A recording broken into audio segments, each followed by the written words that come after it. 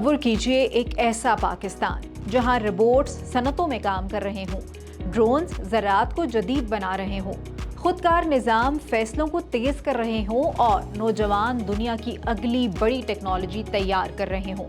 یہ مستقبل اب صرف تصور نہیں رہا، کیونکہ پاکستان کے خودکار اور ٹیکنالوجی سے بھرپور مستقبل کی بنیاد رکھنے کے لیے اسلام آباد میں Indus robotics and autonomous systems expo 2026 جاری ہے اور آج اس کا آخری روز ہے۔ ایکسپو وزارت انفارمیشن ٹیکنالوجی ٹیلی کمیونیکیشن کی سرپرستی اور ادارے اگنائٹ کے تعاون سے منعقد کیا جا رہا ہے اور گزشتہ روز وزیر اعظم پاکستان شہباز شریف اور فیلڈ مارشل عاصم منیر نے بھی شرکت کی تھی۔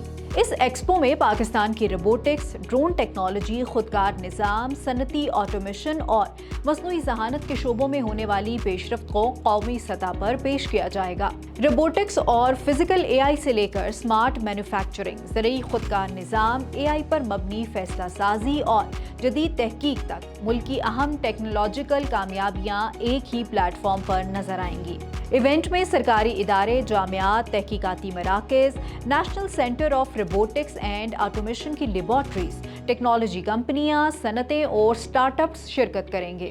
55 سے زائد نمائش کنندگان اپنی ٹیکنالوجیز اور منصوبے پیش کریں گے، جبکہ 20 سے 30 ماہرین، مقررین اور پینلسٹ مختلف سیشنز میں مستقبل کی ٹیکنالوجی پر گفتگو کریں گے۔ نوجوانوں کے لیے کلیدی خطبات، پینل مباحثے، براہ راست ٹیکنالوجی مظاہرے، اسٹارٹ اپ انگیجمنٹ اور ماہرین سے رابطے کی خصوصی مواقع بھی موجود ہوں گے۔ ایکسپو کا سب سے دلچسپ حصہ ہوگا روبو وار اور انوویشن چیلنج، جہاں نوجوان اپنی تخلیقی صلاحیت، تکنیکی مہارت اور جدید آئیڈیاز کا مظاہرہ کریں گے۔ مختلف مقابلوں میں کامیابی حاصل کرنے والوں کے لیے مجموعی طور پر 50 لاکھ روپے کی انعامی رقم بھی رکھی گئی ہے۔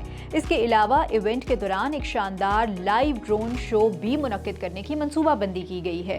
10 سے 12 ہزار افراد کی متوقع شرکت کے ساتھ انڈس RAS ایکسپو 2026 صرف ایک نمائش نہیں، بلکہ نوجوان، جامعات، صنعت، سرمایہ کاروں اور حکومت کو جوڑنے والا ایک قومی پلیٹ فارم ہے۔ یہ وہ مقام ہے جہاں آئیڈیاز ایجاد کی بنیاد بنیں گے، صلاحیتوں کو مواقع ملیں گے اور پاکستان اپنے خودکار مستقبل کی جانب ایک بڑا قدم اٹھائے گا۔ اپڈیٹس کے لیے دیکھتے رہیے VNews.pk۔